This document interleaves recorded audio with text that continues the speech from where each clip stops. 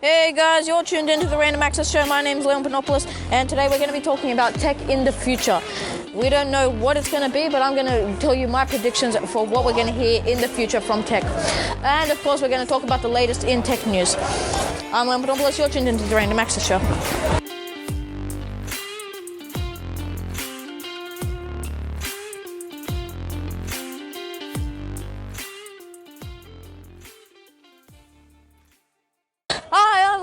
And welcome to the Random Access Show. Today we'll be talking about tech in the future, and also we've reached our milestone of 100 plays thanks to whoever was listening. We got 5 plays yesterday, 5 plays the day before. It's really exciting, and hopefully we get to 200, 250, 1 million, who knows. So today we're talking about tech in the future, and we don't know what's going to happen in the future, especially in technology. But what happens now predicts what we get in the future. By the way, it might be a little bit noisy today. I am recording live from the grounds. From the ground. It's a lovely day out here, and it's a beautiful day to record. So what we're talking about today, like I said, tech in the future. And as I was saying, tech today influences what's going to happen in the future. From what we see today, we can know what's going to happen in the future with tech. And when I talk about future of tech, I'm not talking about, well, we know that AMD is going to release their Zen 4. We know that. Or NVIDIA is going to release their RTX 50 series. That's going to happen. That stuff's all going to happen. But they're just little leaps. We want big jumps, big leaps in these. This is generational tech. We're talking big new innovations in tech. For example, people predict that AI might take over the world. Now, that's not very realistic. That's also not very optimistic. But the thing we're talking about here is that tech can be very unpredictable, but it can also be very predictable if you know what you're talking about. So today I'm going to give you some of my predictions of technology in the future. I say in the future, I mean not today, like not next year. I mean 5, 10 years, 20 years, 100 years from now. Oh my god. I'll probably be dead by then. So first up, I want to say that tech in the future is going to be powerful.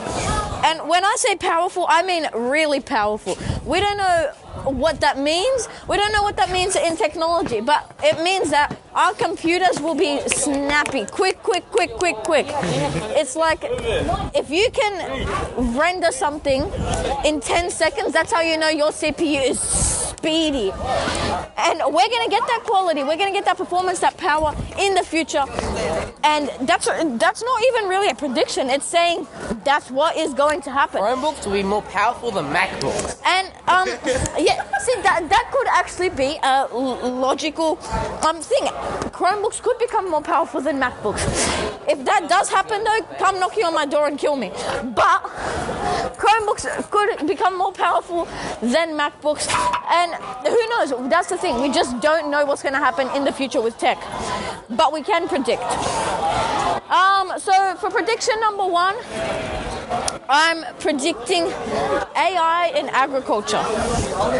Now, farmers do use artificial intelligence already, but they do not harness the full performance of it because there's not a lot it can do in agriculture just quite yet.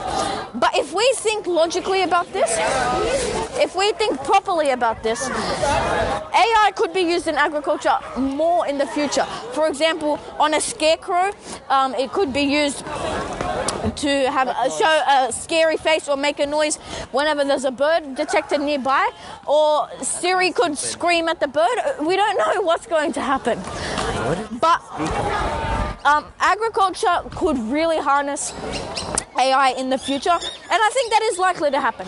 I think that it will happen, and we're already seeing it right now. I think in 5-10 years, Don't mind him, he's just recording. Humans are going to be using AI and computers to really make agriculture much more efficient.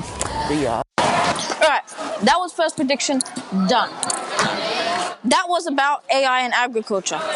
Next prediction. Technology is going to be used way more in medicine. I feel that technology in medicine is something that is going to happen. We already use heaps of technology right now, but I think that technology in medicine could really enhance the field. It could lead us to more revolutionary ideas in the field of medicine. It could lead us to better ways of studying medicine. There's heaps of things that it could do. But really what we need to know is that medicine, if we solely rely on technology in medicine, that's where we're making the bad decisions. Because medicine is something very, very important and very crucial. And if we're solely relying on electronic records, that's where we're going wrong. We need to make sure that we have the right mix of paper and electronic records in medicine. My prediction for the future is that there's going to be better backup systems for medicine, better backup systems for hospitals, and also better ways of keeping track of people's personal health records. For example, people will be able to go online and type in what medicines they've taken, when they take them, all on the click of a button. Or another thing is they could track how much medicine they have a day and set reminders for how much medicine to take that day. We've already seen this in the field. I've been seeing lately a few commercials of the Dexcom G6, which is the product that allows you to track your diabetes, if you have diabetes, your insulin levels, or at the click of a button online on an app on your phone. So that's a first step into the future, and I think we're going to see more products like that coming out, especially as we see medicine improving and technology improving as well. As technology improves, the use cases for technology just becomes massively big. We see broader ranges of how we use technology, and that's really exciting. Now, another prediction I have, it's a smart prediction, and it's a prediction we've seen all across the internet. It's the prediction that small computers will soon become just as powerful as larger computers. What I mean by this, for example, is PCs.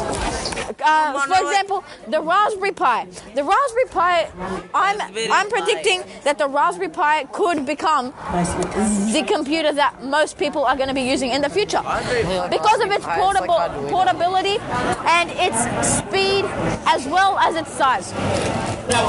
People are expecting that microcontrollers and credit card sized computers are going to rule the future. And what this basically means is that we're going to see a lot smaller computers, ones that you can take anywhere. All you need is a HDMI cable, plug it into a monitor. We don't even need HDMI. Everything is USB-C and USB-C. Yeah, all right, that's probably going to be true, actually. Everything is USB-C and everything is USB-C. That would not be the dream for me, though. I don't like USB-C. I prefer the older USB-A format. What did you say? This is controversial, I know. That's just me. That's dumb. It's not controversial. That's wrong. It's not wrong. It's not dumb. It's smart. And but personally, what I think is that all you're gonna need is a HDMI cable, a power cable, and you're gonna be able to use your credit card sized computer wherever you go. For example, I could take one to the library, plug it into their monitor, bam, bam, and bam. What do you mean plug it into their monitor?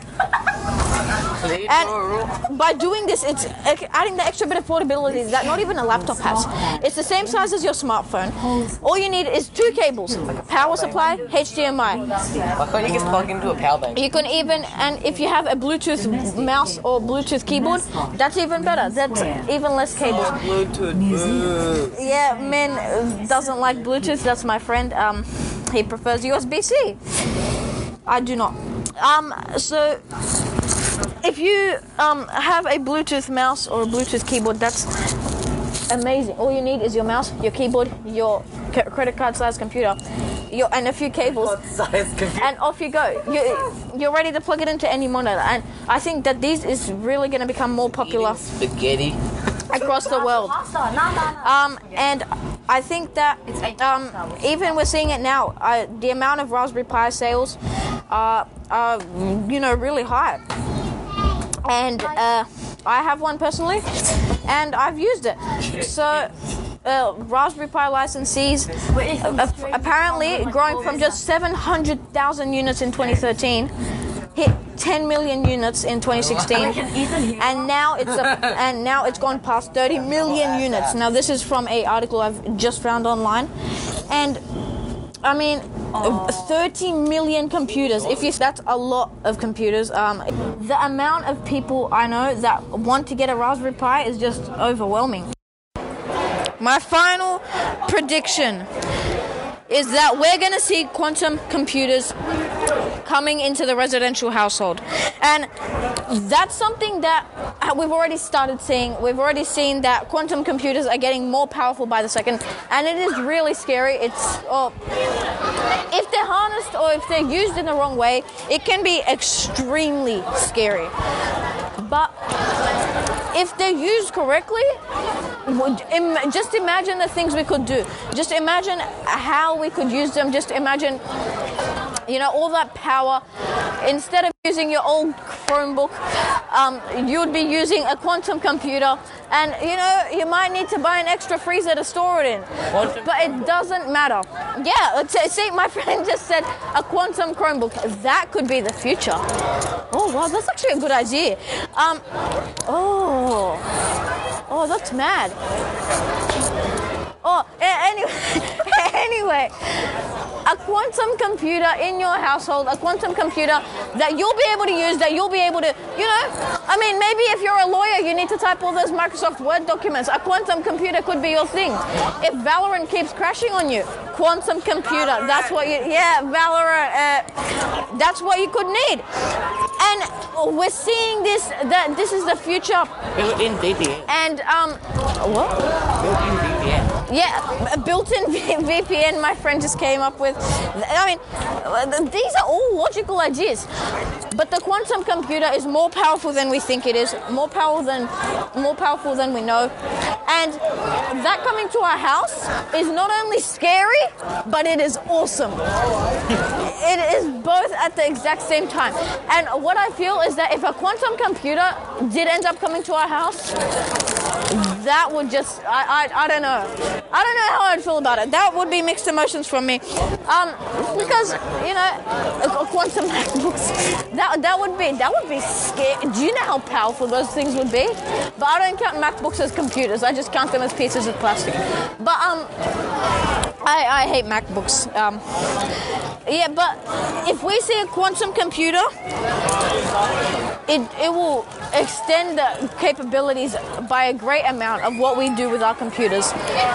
And there'd be no loading screens. Yeah, there'd be no loading screens, exactly. It could mean the difference between waiting 10 hours for your CSGO game to load or waiting 10 seconds for your CSGO game to load. And I know those CSGO players out there, that could be a big thing for them.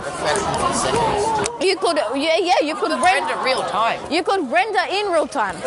You could render like anything you wanted, and it would be like, yeah, what do you want? Already done it. Next. Do you know how cool that would be? Do you know how awesome that would be? Epic. And I think, epic. That's a great word for it, actually. And the thing is, we're going to see that. We've already seen that. There's a quantum computer. I was reading in my magazine the other day, there's a quantum computer that you can just store at room temperature, which means we can use it just like I use my Asus VivoBook Flip 14.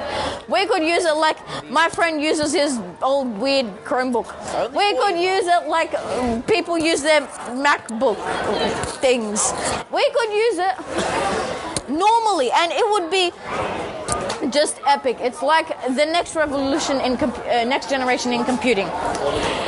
All right, that's enough for my predictions for now. And so it's time for the quick stuff. So in tech news today, Sony is finally offering a PlayStation 5 feature that you've been waiting for, that I've been waiting for. that Min has been waiting for. That's my friend. And that other kids have been waiting for. Other people. It is 1440p output resolution on your PS5. Isn't that just awesome? It's just, yeah. That's kind of. I'm sad that it hasn't already come out already. That's kind of bad technology. My computer my laptop can output more than that can. But I mean, it's a feature heaps of PS5 users have been waiting for. Sony, however, is only releasing it right now to PS5 beta users. So that's not a lot of people, but you can always sign up for that through Sony's sign-up processes. And I know I have a friend with a PS5. He'll probably be happy about that. Sony has stated that they want to release that fully for everyone in the year. Also, Google Pixel 6a is out right now, and all over the internet, different reviews, different feelings, different ideas. A lot of people saying they're just going to wait for the Pixel 7. A lot of people saying that they'd rather wait for the iPhone 14. A lot of people saying this is the best phone I've ever used. But since the Nothing phone came out like a few weeks ago, that was my last podcast episode. I mean, it's probably kind of downplayed because, yeah, it's not the best time for Google to be releasing this phone. The Pixel 7 is going to come out soon as well. And when I say soon, I mean hopefully by the end of this year. So that's pretty cool. That's something to wait on. And that's all. That's all from me today, folks. If you enjoyed this podcast episode, make sure to share with your friends and make sure check out the Reddit. Make sure to keep up with it and follow if on whatever podcast platform you're checking out these podcast episodes on. There's always that follow button or the notification button or that little bell icon. Whatever it is, press on it because that will notify you every time I make a new episode. And I'm really going to try to keep putting these through weekly. Thanks for listening, though. I'll see you next time. I'm Lepanopoulos. You're tuned into the Random Access Show.